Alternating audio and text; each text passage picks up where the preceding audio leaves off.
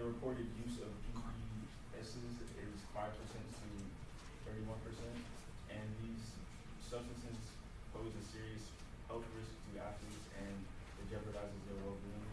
And the reason athletes use these drugs is because they want to attain the highest rate of performance. Like they want to be the best that they can be, and they don't too much care about the potential health risks. And common performance-enhancing substances include human growth hormone, anabolic steroids, and stimulants like cocaine.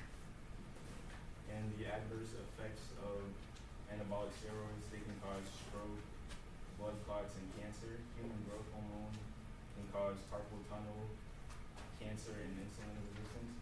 And stimulants like cocaine and other drugs like that can cause hypertension, stroke, and death. This is a picture of Len Bias. He was a highly coveted basketball player. He played for the University of Maryland. He was a projected high NBA prospect. He was drafted second overall in the 1986 draft by his dream team, the Boston Celtics, but sadly he never got the chance to play because 2 days after he got drafted, he died from a cocaine overdose. And he was considered by many sports writers to be one of the greatest players to never play professional sports. Wow. And why athletes do drugs? Anabolic steroids can increase muscle mass, their strength, and lean body mass. Human growth hormone can increase muscle mass and improve their exercise capacity so they can do workouts at a higher level and get stronger. Stimulants can cause increased strength, muscular power, and speed. And this is a picture of someone on some steroids. And purpose of drug testing is an effective way to identify athletes who cheat, and it hopefully prevents others from partaking in drugs. And it's also to create and maintain a drug-free environment for all athletes. And it also helps to protect the reputation of the sport, the sport organizations like the NFL and the NCAA and its name.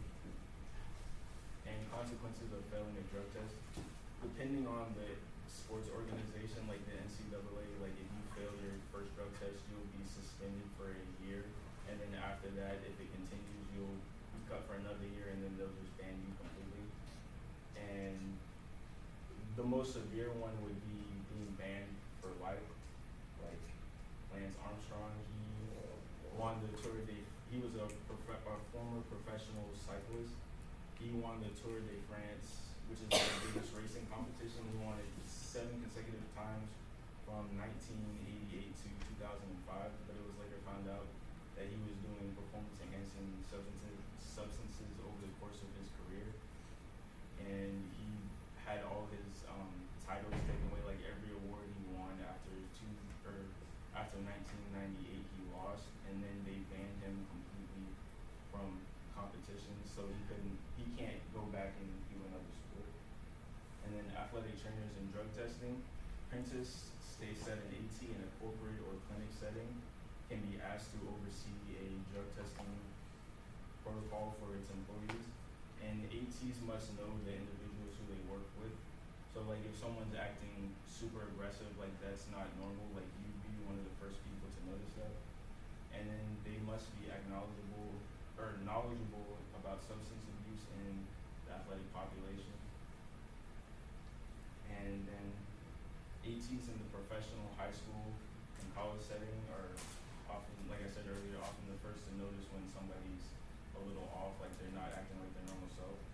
And then ATs are also involved in research on the effects of steroids and other performance-enhancing substances. And ATs also provide drug education to their patients.